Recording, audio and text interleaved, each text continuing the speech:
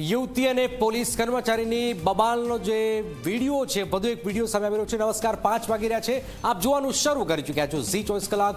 તો જરાક યુવતી અને પોલીસ કર્મચારી બબાલનો જે વિડીયો છે એ સતત ધૂમ મચાવી રહ્યો છે, પ્રજામાં કોઈક આક્રોશ વ્યક્ત કરી રહ્યું છે। આ સ્થિતિની વચ્ચે વધુ એક વિડીયો બોડી ઓન કેમેરામાં વિડીયો સામે આવ્યો છે। હેડ કોન્સ્ટેબલે આઈ કાર્ડ બતાવતા જ બંસરીએ આઈ કાર્ડ ફેંકી દીધું। બંસરી ઠક્કર સિગ્નલ તોડીને આવી રહી હતી। સિગ્નલ તોડતા જ પોલીસે બંસરીને રોકી। બંસરી હેડ કોન્સ્ટેબલ પાસે આઈડી કાર્ડ માંગ્યું। બંસરી આઈડી કાર્ડ જોઈને ફેંકી દીધું। આઈ કાર્ડ ફેંકતા જ હેડ કોન્સ્ટેબલ અને બંસરી વચ્ચે શાબ્દિક બોલાચાલી થાય છે। પોલીસ કર્મચારીને બેફામ ગાળો આપી બંસરીએ ગાળ આપતા જ હેડ કોન્સ્ટેબલે તરત જ લાફો માર્યો।